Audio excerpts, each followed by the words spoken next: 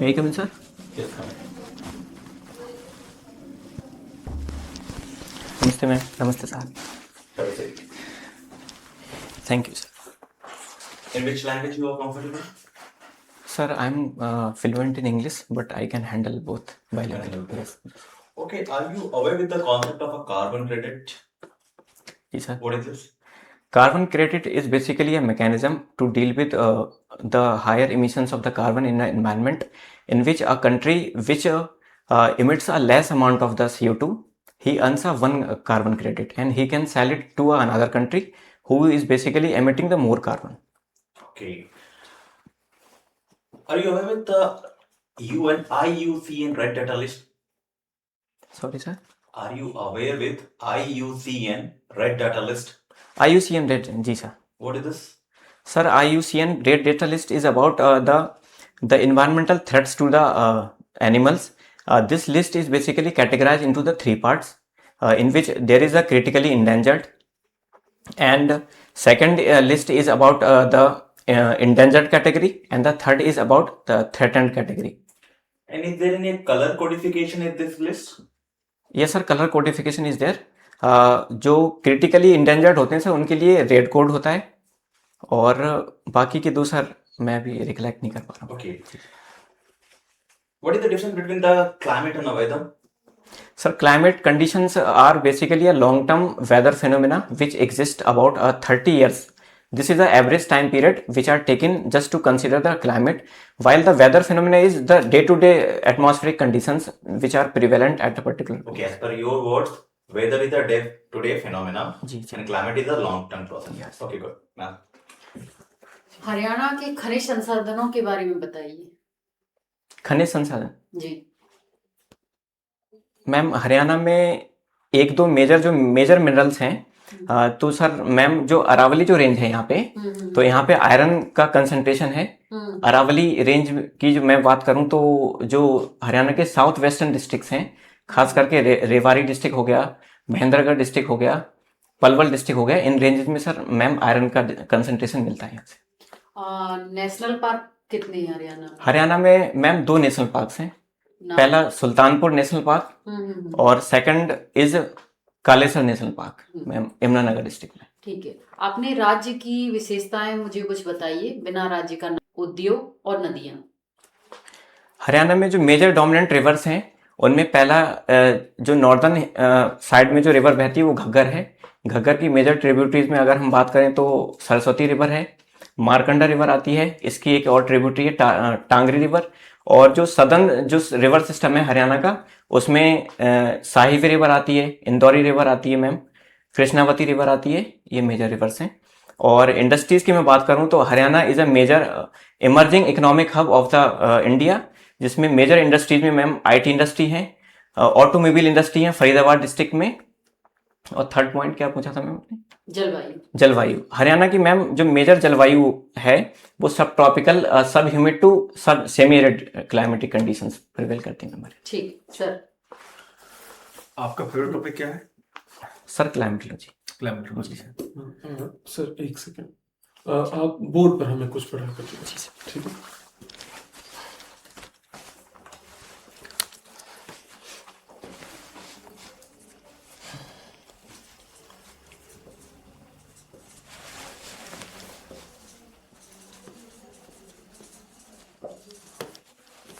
Sir मैं basically इस topic को पढ़ाना चाहता हूँ जस्ट फॉर डाइवर्सिटी. सर मैं आप लोगों को एज ए पैनल कंसिडर कर सकता हूँ? चाहे जैसे. जी. Weathering is basically a process in which the rocks are disintegrated due to the various factors like temperature, pressure, and so this weathering is categorized into the three process. If I just want to talk about, this is simply the disintegration of the rocks. Disintegration.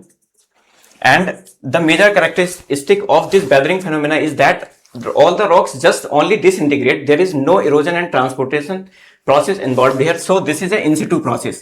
I mean, these rocks are just disintegrate and they just lying down on their place itself.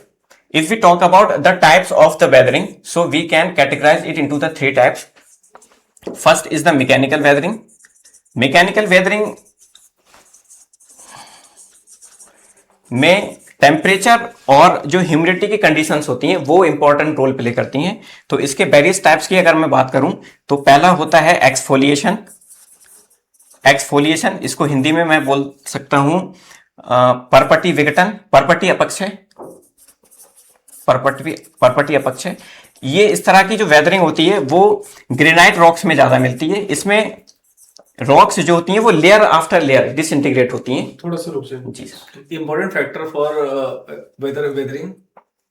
हाँ, इसके important जो factors होते हैं for disintegration, that is the temperature. Please explain the exploration. Exfoliation. Yes. Exfoliation is a process in which the rocks are disintegrated layer by layer. हम इसको assume कर सकते हैं कि ओनियन लाइक स्ट्रक्चर होती है। तो सबसे पहले जो अपर रॉक होती है उस पे हीट और मॉइस्चर का इंपैक्ट होता है। तो first layer it is just rubbed of, after that second layer and third layer, इस तरह से। And this type of the weathering is dominant in granite type of the rocks. अच्छा, अपक्षय, अपर्दन और निक्षेपण, इनमें अंतर क्या है? मैम, अपक्षय इज बेसिकली, अगर हम बात करें तो सबसे पहले प्री रिक्विजिट कंडीशन है for the other processes to take place, weathering जिसको हम बोलते हैं। और जो आप बोल रहे हैं अपर्दन, वो इसको erosion. Erosion is a process once the rocks are disintegrated, then other processes जिसको हम एक्सोमॉर्फिक प्रोसेस होते हैं। वेदरिंग के लिए एक सैटेलाइट भी इंडियन गवर्नमेंट ने लॉन्च किया था, बता सकते हैं कब और क्या नाम था उसका? सॉरी सर, मैं कोई भी इस तरह का सैटेलाइट हो भारत का सिर्फ जो पर्टिकुलर वेदरिंग के बारे में सर। वेदरिंग के लिए आप जानते हैं मछुआरों की एक बड़ी समस्या थी और उसके माध्यम से काफी कंट्रोल किया गया है उसको।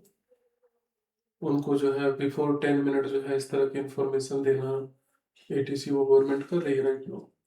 सॉरी सर, मैं अवेयर आप इसे इरेज कर दीजिए, हम आपको एक टॉपिक दे रहे हैं। Sir.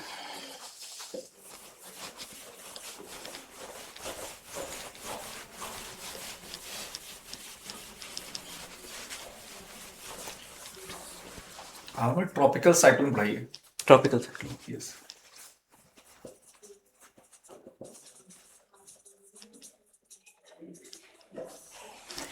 Tropical cyclones basically they are the weather phenomena in which the rocks are just moving in a circular dimension and the direction of the winds is basically different. If we talk about the northern hemisphere, then in their direction is like anti-clockwise, and if we talk about in the southern hemisphere, then their direction is clockwise. They are the low pressure systems. And in tropics, they are formed between 5 degree to 25 degree latitudes. They are latitudes. They are not formed in the between the 50 and 50 north and 5 degree south, because I mean over the equator they are not formed because there is an absence of। थोड़ा सा रोकना जी चाहिए। Sir. जो ये cyclone का cycle है और जो एयर साइकिल होता है, क्या ये दोनों कुछ कंट्रास्ट है आपस में? जैसे नॉर्थ में जो एयर का साइकिल है, आप प्लेनेटरी जो विंड्स होते हैं सर। यस यस, जी जी। उसके कंपेयर में साइक्लोन का क्या कुछ सिमिलरिटी है कि डिफरेंसेस है? बेसिकली जो प्लैनेट सिस्टम, जो मेजर विंड सिस्टम है सर, उसी का एक इंटीग्रल पार्ट के फॉर्म में ये फ्लो करते हैं। जैसे कि अगर हम बात करें सर ट्रेड विंड्स जो होते हैं, तो ट्रेड विंड्स के इम्पैक्ट में जो ट्रॉपिकल साइक्लोन्स होते हैं वो ईस्ट टू वेस्ट मूव करते हैं। इसी तरह से अगर मैं मिड लैटिट्यूड्स की अगर बात साइक्लोन्स की बात करूं तो वो sir west to east flow करते हैं under the impact of westerly winds. Why tropical cyclone not generate 0 to 5 degrees Celsius? 0 to 5 degree, we have to just investigate the basic reason behind it. We have to understand the Coriolis force, sir. So the reason is that कि अगर हम Coriolis force की बात करें, this is the 5 degree and 5 degree, because अर्थ की जो rotational speed होती है सर यहाँ पे मैक्सिमम होती है, पोल्स पे एकदम नेग्लेक्ट 0 रहती है यहाँ पे। तो यहाँ से अगर हम 5 डिग्री और ठीक, आप बैठ जाएंगे please. Thank you sir. Sir आपने बताइए इंसुलेशन एंड रेडिएशन क्या डिफरेंस है? जी, insulation insulation and radiation. Insolation is basically a general term which includes all the energy which is coming from sun to earth, while the radiation is basically a mechanism or we can say that it is a process through which any object is heated up. So this is a radiation is a mechanism through which Earth is heating the Earth. It requires no medium at all. Which is important factor to Earth atmosphere heated? It is the atmosphere. Yes. Gases sir जो अर्थ का जो atmosphere होता है वो जो terrestrial radiations होते हैं उससे गर्म होता है सर. एक बार वो जब रिलीज होते हैं अर्थ से तब वो heat. What is difference between terrestrial radiation, conduction, and convection? Convection is a horizontal movement of the convection is a circular movement of the air, in which once the air is heated up it just moves upward and it forms the round circles. For example जो sir air जैसे गर्म होता है पानी में ये process देखने को मिलता है. और दूसरा सर आप टेरेस्ट्रियल रेडिएशन सर एक बार जब अर्थ हीटेड अप होता है गर्म हो जाता है तो sir at the night time जो अर्थ का कूलिंग प्रोसेस होता है तो उस दौरान जो रेडिएशन निकलता है तो ये सर लॉन्ग वेव लेंथ का रेडिएशन होता है. इसको टेरेस्ट्रियल रेडिएशन बोलते हैं. Conduction is a process in which this is a process just to heat up the solid metals, in which the metal is heated up through the contact of molecules one by one like iron rods. My last question from you is what is Ramsar sites? Ramsar site is a status given by international body. Can you tell me the name of the body? Ramsar site is basically एक international recognition status given to a wetland just because of its international importance in terms of the vegetation, or we can say that is the animal or the birds it is protecting. Is there any specific organization who provide this kind of status? Sir जो मैं recollect कर पा रहा हूँ वो एक international convention बनी हुई है 1971 की जिसको रामसर कन्वेंशन बोलते हैं सर. उसके अंदर ये रिकग्निशन मिलता है. अच्छा, अंडमान निकोबार में आप देखेंगे कि कुछ ऐसी ट्राइब्स होती हैं जो स्पेशल कैटेगरी में रखी जाती हैं. नाम सुना होगा उनको जी. क्या नाम कहते हैं उनकी कैटेगरी को? कुछ जो मेजर ट्राइब्स हैं सर अंडमान में जैसे सोमपेन हो गया, झारावाज हो गया, ओनजेस करके है ONGES ओनजेस. जिनकी बहुत कम संख्या होती है उनका कुछ नाम रखो. जी सर उनको PVTG बोलते हैं, पर्टिकुलरली वल्नरेबल ट्राइबल ग्रुप्स. ये टोटल इंडिया में कितने हैं sir? About just 1 year before they were about 75. Yes. और इस ग्रुप में जो सबसे कम संख्या वाली ट्राइब्स हैं उसका नाम क्या है सर? लाइक जैसे गोंड्स नहीं सर, जैसे उड़ीसा के कुछ ट्राइब्स हैं जिनको सर मैं नाम रिकलेक्ट नहीं कर पा रहा हूँ उनका पर्टिकुलर अभी क्या है. उड़ीसा वाले ही अंडमान में भी हैं सर, अंडमान के ट्राइब्स. ये तो है ही, लेकिन इन सब में भी एक ऐसी ट्राइब्स है जिसकी संख्या बहुत कम है, मतलब काउंट कर सकते हैं इतनी कम है. सर सोमपेन ट्राइब कितने लोग हैं उसमें? सर एग्जैक्ट नंबर मुझे नहीं मालूम अभी सर, सॉरी सर. ओके ठीक है, आज का इंटरव्यू हम यही समाप्त करते हैं, जा सकते हैं. जी sir, thank you sir.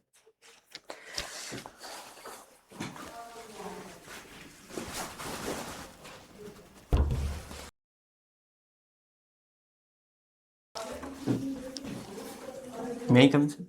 Please बैठ जाइए. Thank you sir. Rizwan ji sir. आपका कब है, 18 या 19? सर मेरा 19 में है. 19 ठीक है. क्या हम उम्मीद रखें कि आप पूरी तरह तैयार हैं? हाँ सर, मैं जहाँ तक समझ पा रहा हूँ मैंने कुछ मिस्टेक्स आज भी की हैं. जैसे sir ma'am I am really sorry, मैंने आपको नहीं बोला उस टाइम. मैं बेसिकली आंसर देने में वो था फ्लुएंट तो मैं नहीं दे पाया आपको. दोबारा सॉरी. थोड़ा सा पॉज करके सॉरी. ये जो आपने किया है ना अभी, ये उस दौरान भी करना. जी बिल्कुल. और एक बार आप बस भनक लगा दिए कि आप इतना पोलाइट हैं, वो लोग हो जाएंगे. सॉरी, ये जो तरीका है ना, मतलब पॉजिटिव जाएगा मैसेज. ठीक है, कभी हो तो इसका यूज करिएगा. और क्या लगा सर? बोर्ड पे मैंने नहीं बताया आज. This was my second mistake. और जहाँ तक मैं रिकलेक्ट कर पा रहा हूँ नहीं है शायद आज, अगर मैं देखूँ तो. एक चीज और हल्की जी सी सर, है, जी सर। वो जैसे हल्का सा जो है ना, मतलब 1-2% घबराहट हल्की सी है, और उसकी सर वजह स्टार्टिंग फेज में? नहीं, लास्ट फेज पे, स्टार्टिंग में नहीं। और उसका जो मिस प्रोडक्ट क्या निकल रहा है कि कोई आंसर नहीं आ रहा तो आप नीचे करके सोच रहे हैं, सोचने का प्रोसेस मेरा नीचे। सोचने का जी जी जी। प्रोसेस, आई कांटेक्ट थोड़ा सा एक आध बार हल्का सा हो जाए तो चलेगा, लंबा ना हो, ठीक है। ठीक है। और एक बार जैसे सर के साथ जब डिस्कशन हो रहा था तो 3 बताना था, तो तीसरा आपने पूछा सर थर्ड क्या बताया आपने, जी जी। तो वो गलती आपको मानना है कि सॉरी सर मैं थर्ड अभी स्किप कर गया, प्लीज रिपीट। ठीक है सर, सर के ठीक है। साथ भी हाँ, ठीक। तो जब भी हो तो आप उनको मौका नहीं छोड़ना है सम्मान जी, देने का, जी। सॉरी सर मैं तीसरा भूल गया, एक बार प्लीज रिपीट कर दो, ठीक है। तो आपको लगे, क्योंकि ओवरऑल जो आपकी परफॉर्मेंस है ना, वो मतलब सुपर हम कह सकते हैं थैंक यू सर। कि कहीं रुके नहीं। और एनर्जी हल्का सा वहां बस बढ़ा लीजिएगा ठीक है। गेट वाले पे, बाकी सब जगह एनर्जी ठीक है। चेयर पे तो एक बार थोड़ा सा ऊपर भी चला गया जो मेजरमेंट होता है उससे हल्का सा ऊपर भी चला गया लास्ट टाइम पे, नहीं तो ओवरऑल सब जगह मेंटेन आपने कर लिया है। ठीक है। और ये मान के चलिए कि अगर बोर्ड पर आपको मौका मिल गया ना तो बड़ा अच्छा मार्क्स आएंगे, क्योंकि यहाँ पर आपने वर्क अच्छा कर लिया है, ठीक है। और चाहे तो कोई पॉइंट उन्होंने पूछा, बड़ा अच्छा आपको पता है, तो आप चाहें तो हिंट ले भी सकते हैं, बोर्ड के लिए? हाँ कि सर सर ये होता है, ये सर आप परमिशन दे तो मैं एक बार बोर्ड पे बता जी दूँ, जी जी, ठीक है। ध्यान रखो। तो आप उसको रखिएगा, क्योंकि यहाँ जो प्रेजेंटेशन है ना वो आपका, वो एज ए टीचर हो गई है, अब इसकी दिक्कत नहीं है। इससे क्या बोर्ड को अपने में खींच लेंगे। खींच जी, के जी। चलिए। और खींचना सर आप मेरा एक टाइम क्वेश्चन काटना। यहाँ पे ये है कि हम्म। जब जैसे मैं इंट्रोड्यूस करूँ खुद को, हम्म। तो मैं अपना फेवरेट यूनिट उस दौरान बता सकता हूँ इंटरव्यू के इंट्रो में? जरूरी नहीं है, कुछ ही नहीं। जरूरी नहीं है, लेकिन वो ज्यादातर पूछ ही लेते हैं। जी सर। अगर नहीं पूछते हैं तो आप उनको खींच के ला सकते हैं। तरीका देखिए मैं आपको बता रहा जी हूँ, जैसे मान लीजिए आपका क्या है फेवरेट यूनिट, सर, क्लाइमेटोलॉजी मेरा फेवरेट। क्लाइमेटोलॉजी है। उन्होंने वो पूछा, जियोमॉर्फोलॉजी स्टार्ट किया। जियोमॉर्फोलॉजी मान लीजिए कि अ, किसी भी माउंटेन का नाम रखिए आप, जैसे मान लीजिए कि हम हिमालय को रखते हैं, ठीक है। हिमालय बताने के साथ साथ आप अपने आंसर में ये जरूर रखेंगे कि वो पर्यावरण को संतुलित रखता है, वहाँ की जलवायु ऐसी है। समझ रहे हैं ना। अब जियोमॉर्फोलॉजी से सीधे आप जी इन्वायरमेंट पे शिफ्ट जी करेंगे, जी कोई भी आप आंसर देते एग्जाम्पल आप इन्वायरमेंट का देते, जी ठीक है। एक बार दो बार जैसे देंगे वो लोग कहेंगे बहुत इन्वायरमेंट एग्जाम्पल जरा बताओ अब इन्वायरमेंट, ठीक है। जी जी। तो आप उनको खींच के ला सकते हैं एग्जाम्पल के थ्रू, ठीक है। एक बस बोर्ड पर जब आप आए ना तो एक जी। शब्द आपने यूज किया कि आप लोगों को पैनल कंसीडर कर जी जी सकता सर। हूँ, जी जी ये शब्द जो है ना इधर का है ना उधर का है। सर, एग्जैक्ट मुझे क्या बोलना है? आप मैं शब्द वही बोल रहा हूँ, कई बार जी। आपको बताया सर, क्लास को इमेजिनेशन करके पढ़ाएं या पैनल को मान के, ठीक है। जी क्लास इमेजिनेशन करेंगे क्योंकि वो है नहीं, पैनल बैठा हुआ है तो पैनल को मान के, ठीक है। ठीक है। एकदम यही शब्द प्रयोग करिए, रट्टा मारो, जी जी जी। ठीक है। और इसको जल्दी से पूछ के फिर आप अपना काम करिए, ठीक है। वैसे ये छूट भी जाए तो बहुत दिक्कत नहीं है, लेकिन थोड़ा सा और अच्छा हो जाए तो क्या खराब है, ठीक है। बाकी चीजें ठीक है, सब्जेक्ट में भी जैसे आप फंस नहीं रहे हैं, चाहे 50% बताएं, 30% बताएं, 80% बताएं, फ्लो ठीक है आपका, जितना आ रहा है आप उसको बताते जा रहा है। सॉरी का भरपूर प्रयोग जी करिए, सर। सॉरी मतलब और सर जो इंग्लिश का जो मैं इंट्रोड्यूस कर रहा हूँ खुद को, तो सर उसको इंग्लिश में रखूँ मैम या हिंदी में उसको? इंग्लिश ठीक, आज जो आपने दिया है वो ठीक है, कोई दिक्कत नहीं। ठीक है ना, उसके बाद मैं बाइलिंगुअल चल सकता हूँ फिर आगे। जहाँ पे टर्म्स आपको लगता है कि आप फंसे, खुद उनको एहसास मत कीजिए, आप खुद इस्तेमाल कर लिए, क्योंकि आप जिस राज्य में इंग्लिश का वर्ड। हाँ जिस जी राज्य में जा रहे हैं ना, जी जी। वो हिंदी डोमिनेंट राज्य है, लेकिन इंग्लिश बोलने पे इंप्रेशन ज्यादा अच्छा पड़ेगा आपके सामने, क्योंकि आप 100 में 1-2 बच्चे ऐसे होंगे। या मान लीजिए 25% बच्चे रहे हाँ हाँ तो तब भी जो है मतलब अच्छा रहेगा, हाँ। सुधार की दिशा में, ठीक है। कुछ और जानना चाहेंगे आप पहले से? सर अभी तो मैं पूछ चुका हूँ फिलहाल क्वेरी, अगर आएगा कुछ माइंड में तो हाँ मैं हाँ हाँ आपसे डेफिनेटली आप दोबारा बात पूछ। कीजिए, जी सर। जी ठीक, सर। चलिए आप इसे ले लीजिए। जी। ठीक है, नमस्ते।